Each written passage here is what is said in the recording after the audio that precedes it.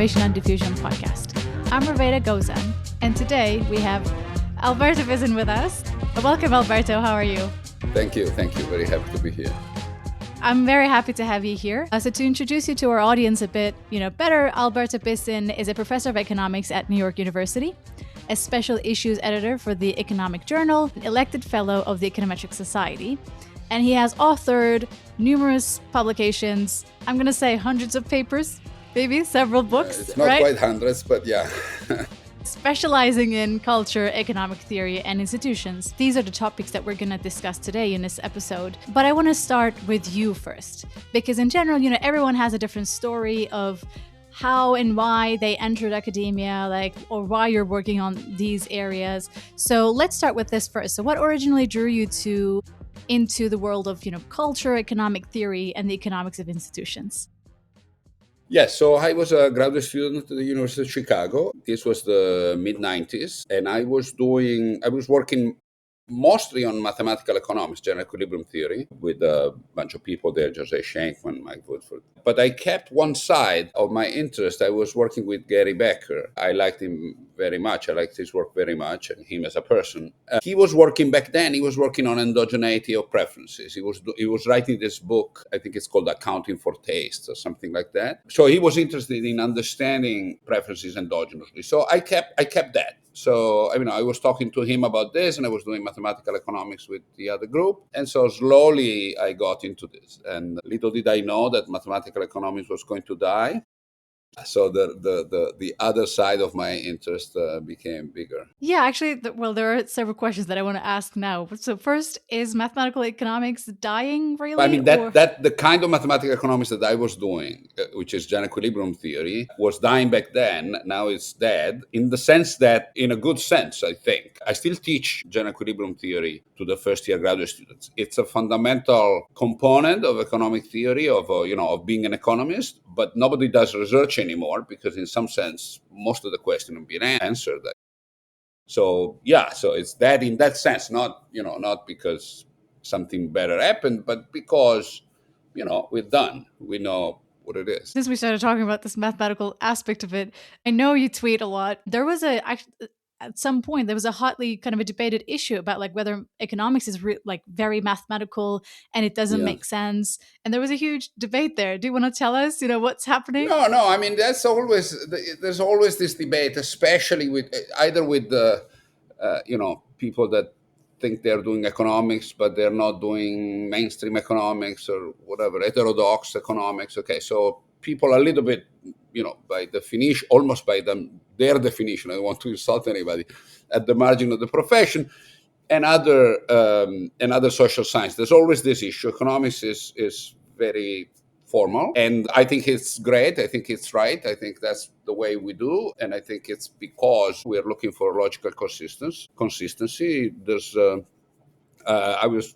it takes a model to be the model. I think it's a superficial way of saying, but it's got a very strong partial truth in it. So I think we do models because we want to make sure that what we say is consistent. And these models have assumptions which are often very strong, and you should criticize the assumption. That's perfectly right. But, you criticize them if you can relax them and do something else and better with them. So that's my view of, methodological view. So yes, this takes on Twitter get treated very harshly.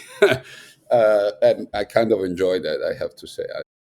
Yeah, and at the same time, I don't know, I feel like economics has become more empirical, I would say, for example. Yes, absolutely. So that's the other dimension. It's still formal, okay? So even the empirical side of it, the credibility revolution, causal relationship, it's still, there are no formal explicit models in a way, but the statistics is sophisticated. So it's absolutely true. So that's part of what I was saying at the beginning, that what I was doing is dying back then. The economics is now, if you open up a top journal in economics nowadays, 80% of the papers are empirical. When I started this career again in the mid-90s, most papers were theoretical, or a lot of papers were theoretical. There were a lot of stuff that now we would think is totally irrelevant, like, rewriting a model in larger spaces or in stranger mathematical spaces, things like this. We don't do that anymore. Back then, was done and published. So yeah, so it's changed a lot. It's much, much more empirical, which is great. I think it's good. Yeah, so there has been some cultural evolution in economics as well. Absolutely. Absolutely. Yeah. So, since you also did your PhD at the University of Chicago, it's also one of the places that is known as where there are like the debates, for example, in economic seminars are very harsh and then people criticize their papers quite harshly. Yeah. What do you think? How was your experience as a student? And I don't know how it's now. Maybe it has changed over time. But what do you think about the Chicago school itself? Yeah, so I love the place. So I was coming from Italy. I was like most Italians of my generation. I thought the University of Chicago was a strange, weird, right-wing place, and so it was the best place that accepted me. But I wasn't totally convinced about the place. And when I got there, I thought it was absolutely. Back then, it was. I mean, it still is, but it was absolutely fantastic. The intellectual culture was really, really, pushed to the very intense place, very open in many dimensions, really a fascinating place. So absolutely I loved it. It was very harsh in many dimensions. So the way it used to be, it's still a little bit like this. The University of Chicago admitted many more people. That's one of the reasons why that was the only place which admitted me, right? Top place didn't, but the University of Chicago did because they admitted many more people. And then they got rid of more than half after the first year with this exam, which is called the core exam that was scaring everybody. So that was already a very tense place to be.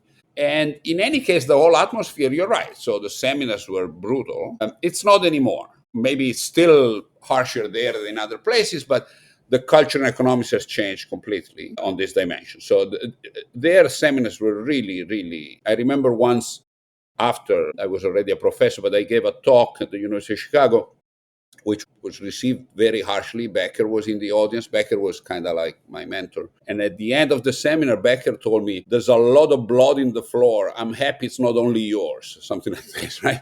So Oh my there was God. this very violent, right? I mean, I grew up with that. I thought it was okay to me. I have to say then when, for instance, the NBR at some point, 10 years ago or so, send an email, a memo around saying we have to take down a little bit the aggressiveness in talk, in seminars and so on. My first reaction was, this is going to kill everything. That's what we do as economists. We're very direct. And it's not true. I mean, we're just nicer and the seminars go on very well and it's beautiful. And then there's a little bit less violence, which is, of course, verbal violence. Right. Which is just good. It just makes it for a more relaxed experience. I think it's just all good. But it changed a lot. Yeah, I see. I mean, I think in general, economic seminars are completely different, probably other social sciences. Like, I remember, like, a PhD student from psychology. She was given a presentation in the economics department, and people asked so many questions to her, and in the middle she cried and she left the room, and then she came back. It's just like, why are people so hostile? I mean, I think it's because you ask a lot of questions, and then Yeah. at any time, I think it's just a That different culture remained. I mean, the culture of asking Yeah. questions in the middle remained. And I think it's good. But now the questions don't start like, why did you do this stupid thing? It starts like, oh, I like it very much. But, maybe you could. So it's just a little better. But the questions are there. I still think it's good. I think we learned a lot in seminars. Of course, there's all sorts of idiosyncrasies. There's often at seminar the guy that talks too much, the guy that wants to talk about himself. There are these issues, but the speaker is typically free to also react, shutting people down. So I think it's okay. Right. I think now we got to an equilibrium which is reasonable. Right, I agree. And also, the University of Chicago, is known as the liberal school. But it looks like when you think about Richard Thaler, like behavioral economics, development economics, they're also very strong in these areas. So I kind of feel like in that aspect too, the school has changed quite a lot. The school has changed completely nowadays, right? Yeah. When I got there, it was still, Taylor was there, but he wasn't central to the school. He was in the business school. When I was there, Friedman had already gone, but Becker was there, Bob Lucas was there. The attitude was still quite liberal, but the intellectual attitude was fantastic. So, I mean, I never agreed with many of the political stance, but the intellectual attitude was really exhilarating. It was fantastic. Right. And as a researcher, let me ask you this question. When you look at these people like you know, top institutions who did their PhDs in great institutions, you know, you wonder how they became who they are now. But at the same time, that also means that you had some maybe failures or setbacks. Did you have you remember anything like, you know, oh, this was a huge, you know, setback for me or like a failure, and then I could, you know, do this and then, you know, and accomplish something? Nothing dramatic. It was very hard at the beginning. It was very hard for me for two things. One is, we go back to what I said before. Part of my research was it got me a job at MIT, but at the same time, and offers in many places, but at the same time, it was very hard to publish because people knew that that strand of research was going out, right? I moved from mathematical economics to something that it was really at the margin, at the boundary of economics. And so that was hard. It was really hard. I still, to this day, many places I'm thought of as a theorist, and I'm not anymore. I mean, I do applied theory, but not the theorist that I was. So the change, the moving away from general equilibrium theory into other stuff wasn't easy. The other thing is getting published was hard on general equilibrium theory, but was hard in the stuff that I was doing on culture too. Part of it is not being able to write. So the first paper I wrote, the one on culture with Thierry Verdier, which ended up having good success. I mean, it's well known and cited. So I sent it to the JP, the Journal of the University of Chicago, and I knew everybody there because I was there. And the editor, who was Sherwin Rosen, who was a friend, told me, look, this paper is written in Latin. It's just crazy, right? Because of the structure of the period, the subordinates. It was unreadable to an American, to an English speaker. And I understand, and to me, that's the way you write. So it took a long time to publish, to be able to play. You know, I was coming from a different world. It was really hard to do that. The other setback that I had was, as I said, so back then I wanted to go back to, after Chicago, my idea was I would go back to Europe. But I went on the market because my advisor said, you know, you have a good paper, you should try. And I did very well in the market, which surprised me, to the point that I thought, okay, I have to stay. You know, I cannot give up an offer from MIT or Stanford, whatever that was. So I took MIT, and I hated it. I really did. For various reasons, I just had a son, and it was difficult. Life was difficult. My wife wasn't happy to be in the US. She also wanted to go back. First years, a lot of work with my son was a year old, last 6 months old. So very complicated. And MIT was in a strange phase. So there was a group of fantastic young people, Daron Acemoglu, Thomas Piketty, these guys. That was fantastic. But the MIT had just lost all the theorists which had gone to Harvard or back to France. Jean Tirole had gone back to France. Eric Musking, Drew Fudenberg went to Harvard. So in a way, you know, I was hired as a theorist because they needed somebody to teach theory, but, you know, they didn't care. And so I felt really in a place that was not for me, intellectually and also in a way physically. So that was hard for me. I left, and then I ended up at NYU more or less by chance. But I decided to leave. I mean, after 3 years, I left MIT without really knowing where I would go. But you know, it was really too much. So that was, of course, that was a big setback. Yeah, it worked in the end. It all worked. Yeah, exactly. And it's the choices that make us who we are. So, you know, it's a choice you made. Absolutely. And then if you're happy with it, that's great. It worked. It worked. In the end, it worked Exactly. very well. Yeah. You know, in this podcast, we started with John van Reenen, and we generally talked about standard drivers of economic growth. Like, for example, we talked about, you know, capital accumulation, labor productivity, or innovation. You know, those are kind of standard things that, you know, when you talk about for economic growth. But it doesn't look like we have a magic kind of an equation, right? We just can't say, oh, increase capital accumulation this much and you're going to have, you know, this as a result. You know, it's not like that. And you study culture and institutions. So is it because like there were some still lingering gaps to explain economic growth, and that's why you kind of started looking at that direction? So how did your focus kind of evolve over time and you switched to culture and institutions? Yeah. Look, I would like to say that yes, that's why I did culture, but it's not true. So when I was at the end of my graduate studies, the whole thing was endogenous growth. Okay, so Bob Lucas in Chicago, Paul Romer, Becker too, they were all doing endogenous growth, right? So this was the next step in growth theory. Philippe Aghion, Nobel Prize this year. So that kind of he was not there, Philippe, but I mean, he is part of this economic literature. Okay, so that's what was going on. Interesting, sophisticated modeling, a lot of empirical work on growth. I didn't do that. I don't know why. I wasn't interested. I didn't have an interesting idea about that. So my going into culture was really about culture. I thought about this ex post because other people have asked me the question, did you do culture because you wanted to do growth? Maybe I didn't. I mean, this was not conscious, but it's hard to think. You can say, let's think about which institutional environment are more productive of growth, but it's hard to do that with culture. You don't want to say these guys don't grow because they have a bad culture. And it's not that I didn't want to say that. I just didn't think this way. And ex post, I think that's part of it. But Thierry, the stuff with culture, my work with culture is with Thierry Verdier, who's an economist at the Paris School of Economics and now also in Brazil. And we started very early on. We thought that what we wanted to try and understand was two things. One is the fact that there were a lot of cultural persistence, both geographically and over time. Okay, so that was our question. There were models out there in biology, in anthropology that were getting at this. They were not getting it right from our point of view. And so we did this. Our objective was to understand the dynamics of culture, okay, not necessarily linking it with growth. And as I told you, I was assistant professor at MIT when Daron was there. Daron Acemoglu was there too. I mean, he's still there, but he started with me. And I remember talking to him a lot about these issues. This says a lot about what I don't understand and my inability to think ahead a little bit.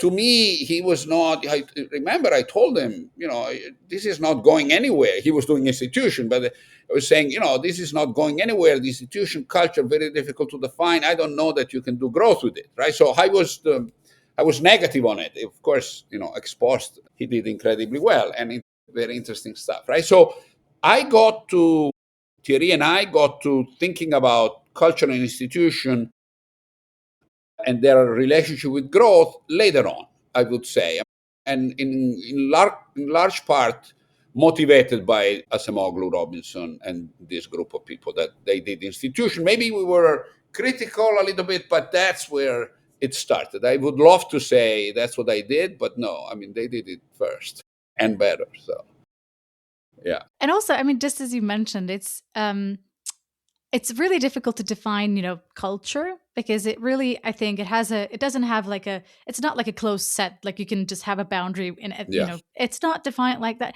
So how do you approach to culture in your studies? Like, how do you define, or what do you think about? Because when you think about culture, like you might talk about art or approach to science, like some maybe in some areas, like they may not like new ideas, or or science itself. Or are we talking about property rights, like we're such institutional culture? So what do we what are we talking about? Yeah, so this gets back to what I just said, which is what I told Anon, which is the distinction between culture and institution is fragile. Okay, so in a way, this literature has gone to saying, there's a bunch of people that think culture is important, there's a bunch of people that think institutions are important, and then whenever you find something that it's important in the middle, people say, oh, it's institution, no, it's culture. So it's got to be a little. So we've never done that. The way we think about culture is the following: we're not defining culture, the cultural trait. Whatever we do, our models apply to most all cultural traits that you can think of. Okay, so you can go with the ethnic characteristics, you can go even to psychological characteristics, property rights, anything you want. Okay, the way we define culture is the transmission mechanism, the way culture moves. Okay, so in our models, cultures is just an index. Typically, it's an index on the preferences of agents. But what we do is we study the population dynamics of this, right? So we think of culture as whatever is transmitted intergenerationally through peers in various mechanisms. So what we do is we study the mechanism. Okay, And of course, this has serious limitation, even from the point of view, one of the first things we did was religion, thinking about culture as religious traits or ethnic traits. Now, of course, this approach is limited in the sense that, what it means to be an Italian today is different than what it meant 100 years ago. And the same for what it means to be a Catholic, right? So when we study, we do dynamics of religion. We've done a paper with Giorgio Topa on this, right? In the US, Protestant Jews and Catholics were then the major groups. Over 100 years, what's a Catholic over 100 years? Does it mean to be a Catholic for an immigrant from Ireland or Italy in the beginning of the century, or what it means for whoever, the same immigrant kids now or grandkids now, it's very different. So we don't have that. So, you take stance. We don't think about how the culture changes in itself. We think about the population dynamics of culture over time. So the way it's transmitted. So Transmission. yeah. Yeah. Yeah. So, and how about, so since we talked about, culture as a kind of a transmission mechanism, let's maybe think about, like, I don't know, a hypothetical country, where you have, say, democratic institutions and, trust and everything, it's working beautifully and economic growth is high. But at the same time, so I'm trying to understand where that culture mechanism comes in. So if you put those institutions into another country, exactly the same thing, but then the results are different. So how does culture explain these things? Does it amplify the effects of an institutional change, or does it reverse it? That's a fantastic question, and a very difficult one, right? So I have to say, Thierry and I, that's a so talking before, I made a little bit fun of these ideas that, it's all institution, it's all culture, and you fight between the two camps. So what we try to do is exactly this, which is to think about, and we just started, okay? So, but to think about the interaction between culture and institution, because of the issue you mentioned, the dynamics of the interaction dynamics are absolutely crucial. Okay, so there are no good institutions by them, or maybe there are, but it's not always useful to think about a good institution no matter what the culture is, and vice versa. There's a famous quote by Machiavelli that I really like very much. He was talking about Florence in the 1400s, and he was saying, this used to be a beautiful set of institutions when the culture was good. And then the culture got bad and the institutions were horrible. I'm paraphrasing, of course, I don't remember. But the story is so you need a sort of complementarity between culture and institution to make things work. And it's not obvious that you have it. It depends. It depends on many things. So I think this interaction dimension, which takes many forms, it's one of the fundamental determinants of growth.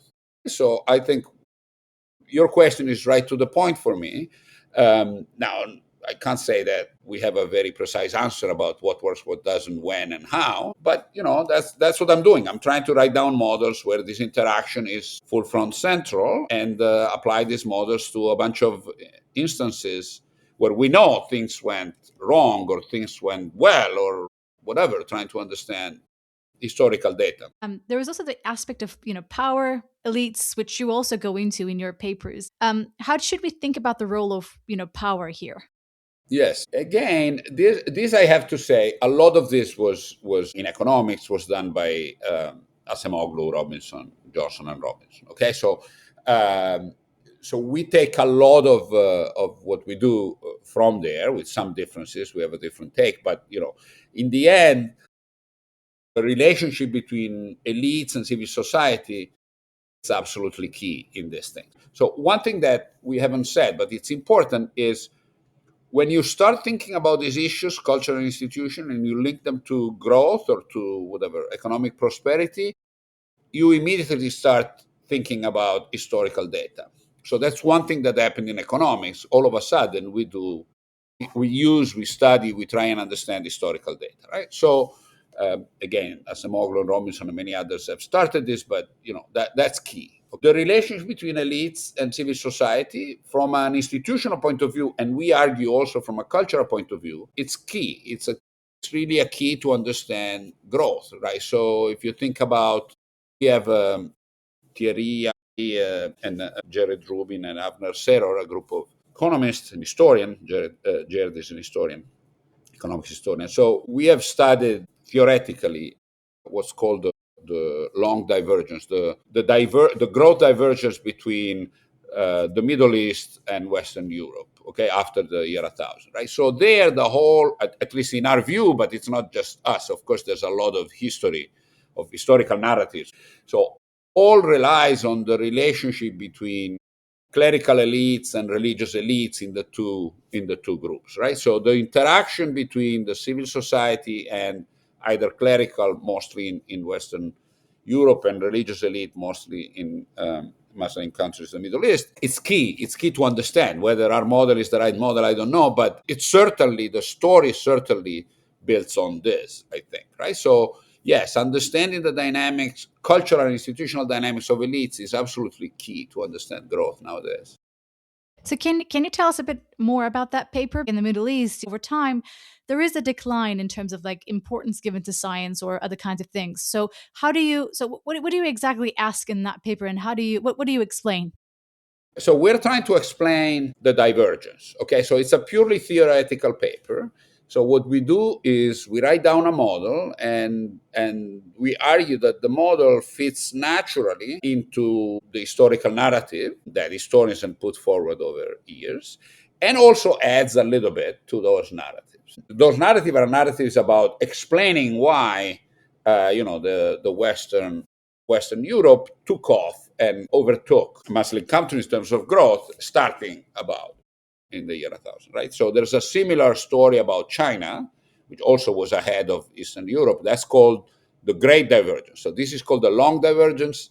This name, the Long Divergence name, comes from Timur Kuran, who's an economist, economic historian, who's done fantastic work on this issue, right? So the other one is the Great Divergence. That's older in the sense that the name is older. In any case, so what we do is we try and understand what is the basic mechanism that might have explained why Muslim country got a little bit stuck in terms of growth. Okay, so, and as you said, and what they did was, in a sense, they limited the more liberal, open, scientifically open society that was, of course, in those society at the beginning. So the whole idea, again, as I said, there is the relationship between the ruler and the clerical elite. The story there is that the rule needs legitimacy, and it can political legitimacy, and it can find political legitimacy. Like often in history, rulers have found political legitimacy in religion. And now the religious structure. So this happened in Europe too. In the Middle Ages, when Frankish kings started running Europe, they converted to Christianity because most of the population was Christian. So that happened, the rulers do that. But the whole argument is that it was easier and more efficient to do that in the Muslim country than in Western Europe for many reasons. And so the legitimacy link worked very well in the Middle East, and that closed everything up because at that point, the ruler depends on the clerics, but the religious clerics depend on shutting everything, shutting a bunch of stuff that reduces their power out.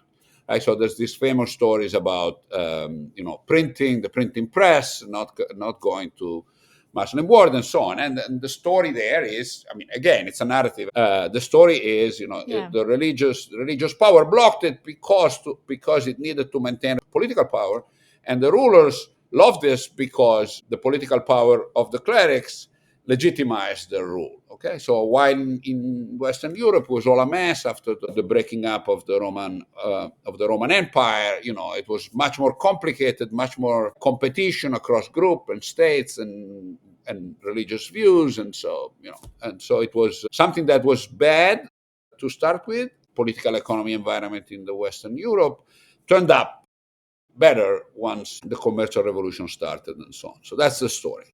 Yeah, so there had been some evolution over time. And I do remember, for example, when you talked about the printing press, like from my history classes, we talked about the Ottoman Empire, and then the printing press was not welcome because, it actually, you're right, you distribute your ideas, and then they didn't want, those critical ideas developing and then people revolting. So there is a huge significance or like a huge strong relationship between really the political power and how religion is used or how clerics are used. Right. So So this that's was really true in important. Europe too, in Western Europe too, but religion had less power. And so it was easier for the non-religious, non-clerical elites to break that while it wasn't in the Muslim world. That's the story that we're pushing. So maybe that was because there was now Protestantism. Also, I The mean, also the right? Maybe commercial that's revolution, yeah. Protestantism, and the fact that the imperial and power of the Pope and the power of the Emperor in Europe had clashed forever. So it was not at all obvious that the Pope had political control, right? So I had some, but it was really clashing with all sorts of dynamics in Europe. So that's the argument. That it's not us. It's many historians, including Timur. That's the argument that we're pushing for, right? So what we do is again just a model. I mean, part of our story is we want to try and put models into this new literature on cultural and institutional dimension of growth because we think that's important in many ways. So that's one of the things we do here. Yeah, that's our Yeah. objective. So.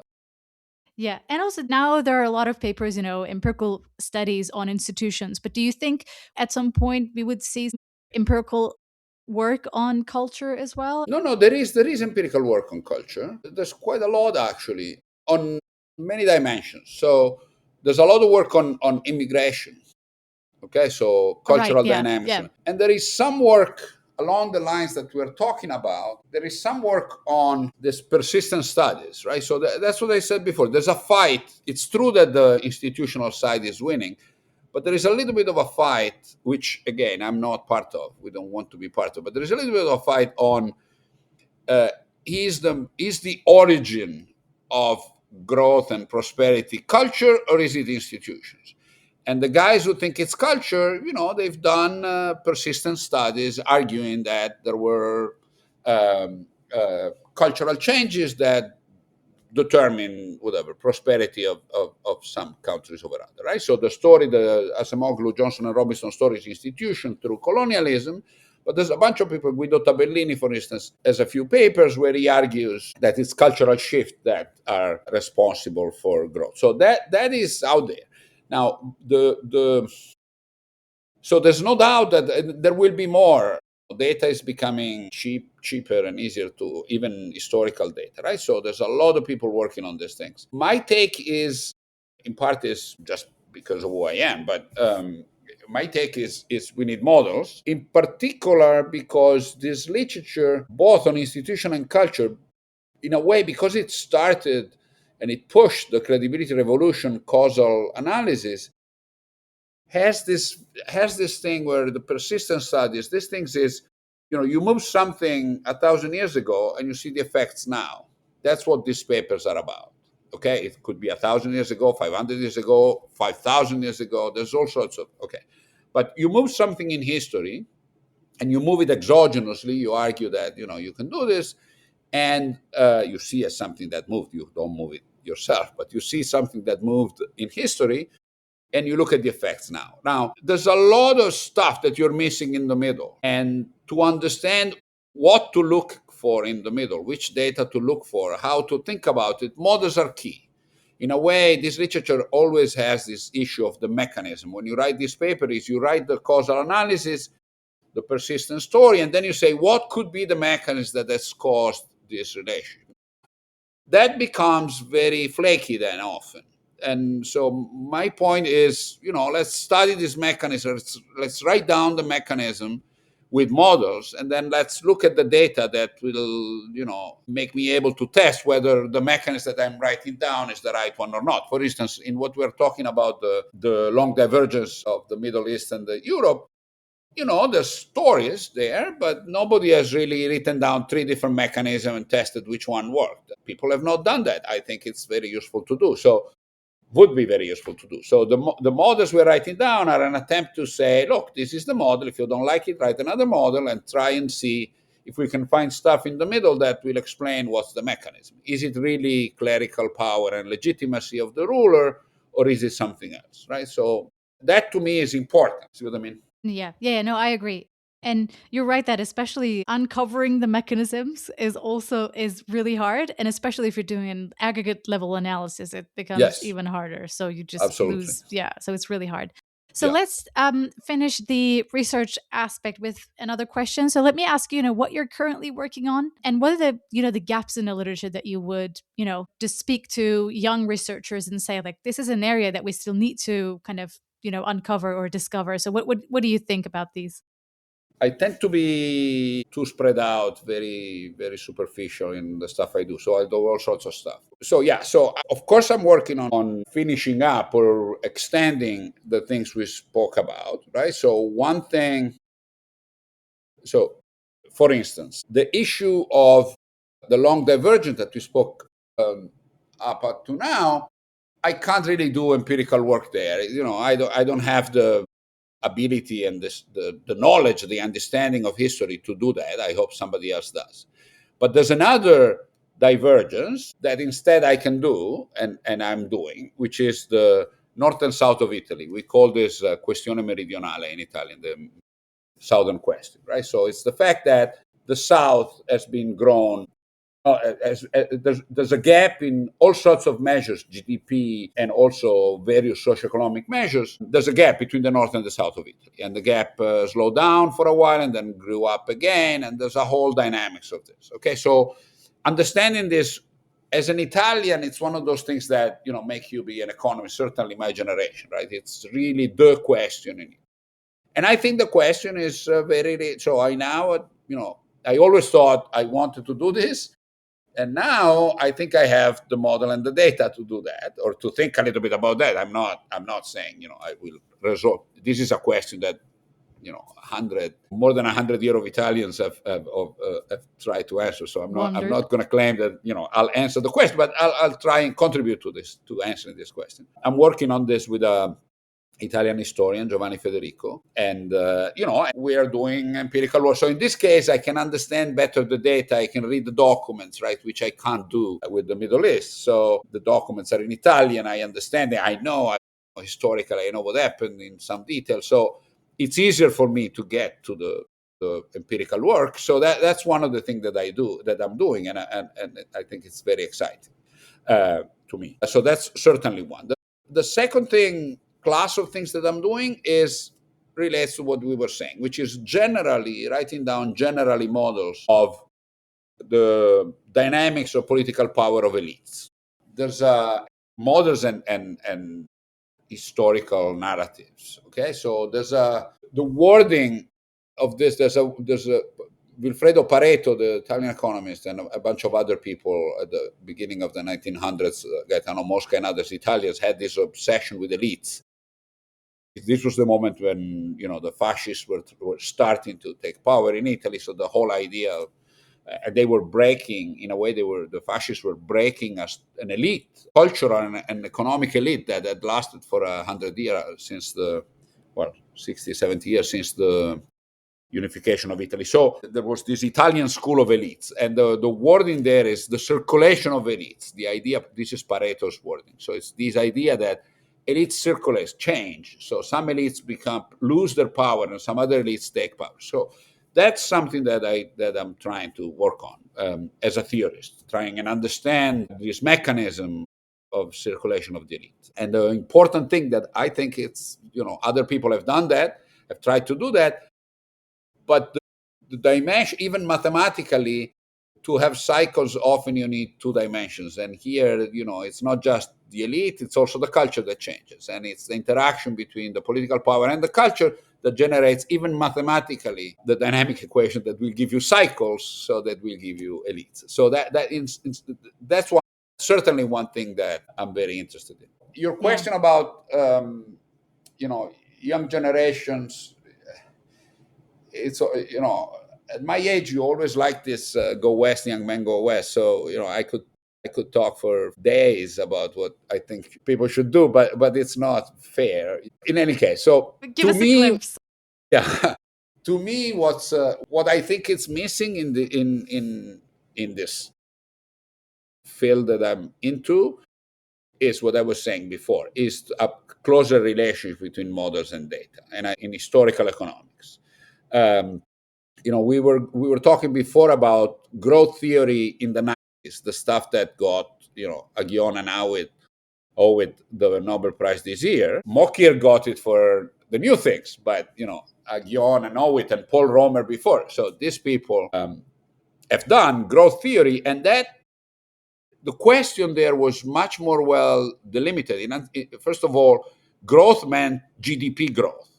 It didn't mean prosperity, something vague and general, right? Which has to do with growth, with GDP, but it has to do with rights. It has to do with democracy, gender equality, wealth equality. I mean, there's a whole set of things that we think are good, and we think are part of whatever growth should give you, right? So now we're thinking, when we think about growth, in fact, the word prosperity is key nowadays in this literature, because it's not just GDP growth. Back then, the question was GDP growth, and we were looking at factors like you were saying, human capital, physical capital, all these kind of things, which were better determined and better measured. So we had models then, very well defined models, and we took structurally data to these models. This is much harder to do now if you think about dynamics over 1,000 periods, and where the left-hand side variable is not GDP, but it's all sorts of things that move and that you like them to move, right? So it's much harder, but something along those lines, I think it's useful because of the things we were saying before. So there's a lot of people working in political economy nowadays, in economics. A lot of it is empirical, as it should be. My point is, think about the stuff that happened in the middle, and try to get more closer to the mechanism. I think the credibility revolution has been a fantastic thing that happened in economics, but now we are a little bit, and certainly not the first, a little bit more too obsessed on the causal identification. Often the causal identification becomes thinking about the origin of something. There are many origins, there are interactions, there are all sorts of things that happen. So once you discover the origin, I don't care. I mean, I care, but it's far from the whole answer of whatever question you're trying to answer. There's an origin that has an exogenous change, fantastic, but then how did this exogenous change generate the changes that you are interested in? That's important, and to do that, you need new data and new models, and that's where I think this literature is going to, or it should go to, and that's where I think young people should play a role, of course. I think these are great suggestions. That also made me think about a paper of mine where I was trying to uncover the mechanisms, which is an important aspect, and or how that change, for example, transmitted itself into that result. I fully agree that that's a really important aspect of it. So, so now let's switch to some cheesy questions, and then we'll finalize. Okay. There are some questions that I prepared for you. So one of them: is there anything you hate about academia, and what is it that you love about academia? Yeah, look, academia is a fantastic place to be. At least it certainly was when I started it. Okay, it's changing very much, but I liked it. I mean, I don't think I could have done anything else. I started early on. I come from a lower middle class family, and my father thought I was smart enough that I could do something useful money wise. Send him to school.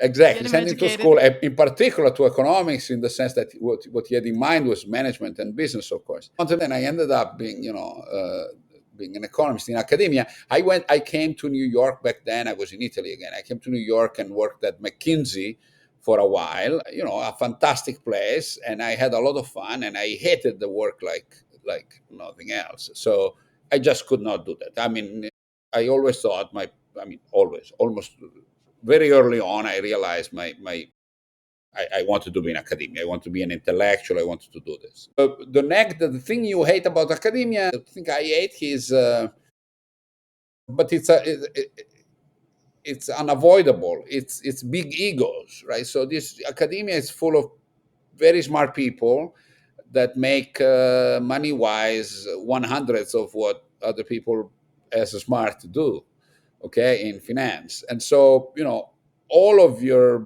being is your ego. And so there are big egos. And sometimes it's hard to be there in places where, it's all about ego. So but the rest, things are changing now. But my age, I like the leisure thinking, the armchair, the chats with the students or with colleagues, the non-professional aspect, the fact that you can do stuff that, at your own pace. And it's true, you need to get 10, you need to publish. I mean, that's all there. And it's getting more and more so. But in my time, a lot of it was really, leisure thinking and taking walks and talking to people and exchanging ideas. I mean, I don't want to make it look too. There's a lot of sitting in front of a computer and writing your introduction for the 15th time. There's also that. But there's an aspect, there's part of it, or going to seminars, and there's part of it which is really fun, intellectually fun. And that's the stuff that I like. That's what I wanted to do. And it's also a bit addictive, I kind of feel like. The more your brain gets used to, all these critical thinking and other ideas, I think it wants more over time. So it really becomes addictive, I think. I agree. So, money becomes addictive too. So, money is addictive too. So, so whichever dominates. Yeah, whichever dominates. So, yeah. Yeah. So if you could travel back in time, or maybe, I don't know, future, to dinner with any scholar, philosopher, economist, or whatever, like it could be a real life or a fictional person or a character, who would it be and what would you, ask them? So would I be? I don't know. How about Machiavelli? Machiavelli, certainly. Yes. Machiavelli would be one of the top. I mean, I was thinking closer. I would say Gramsci for me. Gramsci was crucial in my intellectual growing up. I was, of course, a communist like everybody else in Italy back then. Gramsci was kind of like, the figure, but he was the critical figure. He was the one that was thinking about political economy. He was thinking about elites. He was thinking about the question of meridionale, the north and south. The less political aspects, his book that he wrote in prison, the Quaderni dal Carcere, is an unbelievably inspirational book. He had a very clear analytical mind. He had a fantastic, how can I say, ability to pick the fundamental questions. Then, there was all the political stuff that ex post now is the stuff that grew old. I mean, I care. I mean, it's not just me, but I think it's less relevant. But the purely intellectual stuff that Gramsci had, I would love to, going back in time, to talk with him and understand what he would react to some of the new things. But Machiavelli, by all means, right? So every time, as a political economist, he was so far ahead. His whole idea. So he was the first. He wrote chronicles about Florence. We don't read them so much nowadays because they're boring. But the idea there is that he thought about history as literally the interaction between elites with, of course, first name and last names. The whole thing was the groups inside Florence fighting with each other. That's not the way back then we thought about history, okay?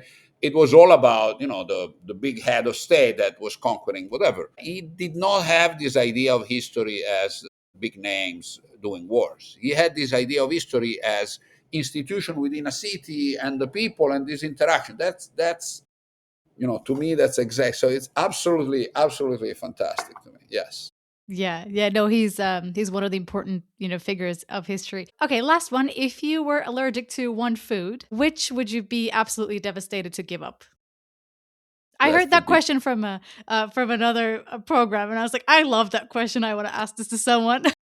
I see. I mean, that's easy. It have to be coffee. Really? I don't think I can. Look, I started having coffee late in my life. I didn't have coffee as a kid or as an adolescent. I started when I was in Chicago in my 20s. I hated it, but, as a friend back then said, to do the work that we were doing, it's either coffee or cocaine, and I went with coffee. And that's an extreme. Yeah, that was a thing that that we were saying back then. We were working nights, it was, and I needed some support. And since I never had coffee worked very well for me back then, right? So a cup of coffee would make me work a whole night. Now I need 5, 6 just to open my eyes in the morning. I Addiction see. does that to you. But at some point, a doctor told me that I had to go with decaf, and that devastated me, and I'm not. Fortunately, went back to. I did all sorts of other stuff to avoid having to go to decaf. Yeah, coffee is I the see. Okay, so then it's definitely coffee is the coffee. thing. Yeah. Coffee is the thing. Yeah. So then the last section where where I ask about the never have I ever questions. So if you did this, you can just say yes, I've done that, or like I've never thought about this or done this. So the first one is never have I ever gone to a conference just for the location, not the sessions. Well, they do that all the time. You do that? Of course. Of Right, course, yeah. of I course. hear people like Location is going. key. Location is key. Fun is key. I live in cities that I like because I like walking around and looking at beautiful buildings or at the atmosphere. So conference, absolutely. I mean, early on in your career, you have to go where it's important.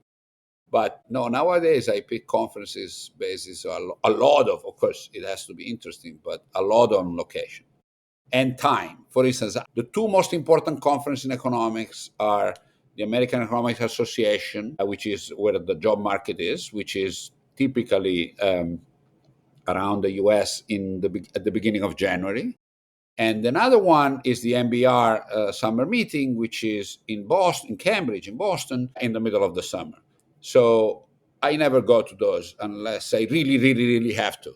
Because in the Boston is winter not I'm in a. Italy skiing, in the summer I'm in Italy on the beaches. I really don't like that. Now I went, of course. There are moments where you have to present the paper they ask you, but I try to avoid. No, I have to say, Okay. You have a strong preference there yeah, then. yeah, yeah. Yeah, I remember like some of my friends that they were going to Venice specifically for a conference in the summer. So Venice, summer and a conference, I think that's why. Absolutely fantastic. I went last year in Yeah. Venice in the summer for a conference Yeah. exactly because of that. Yes. Yeah. Never have I ever felt guilty for not working while on vacation, then worked anyway. Do Felt you feel guilty for. guilty? I don't know. Yeah, I think that you have to. Yeah, I think that happens. I mean, you have to control that a little bit, but that happens, and that's one. This is work. The work we do is, I think my wife, my son, people close to me complain that I'm never on vacation. I'm never really off, and I think it's true. I mean, there's no way not to look at emails, not to react, not to talk to co-authors, even on vacation. So, no, I feel a little bit guilty, in part because of the impact that I have on my wife, my son, and the people I'm traveling with.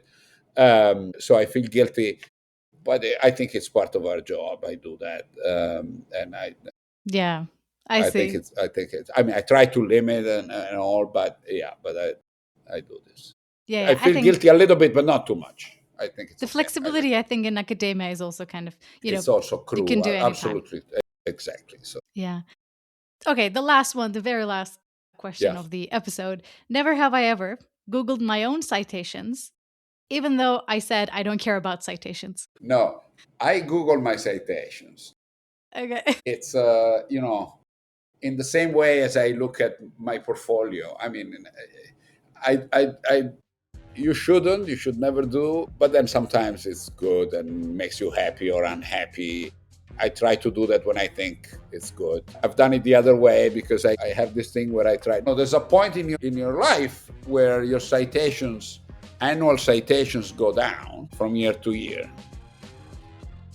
I actually did that yesterday, or the day before yesterday. Oh, okay. We are in December, so I checked whether I was getting to this year's citation were higher than last year, and they're just tight. So I think there's still a month, so I think I'm gonna go ahead. It's gonna go year, up. so I'm happy. That sounds great.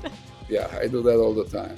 Got it. Thank you very much, Alberto, for A pleasure. taking part in our podcast, and thanks for everyone who is listening. And see you in the next episode, everyone. Bye. Thank you.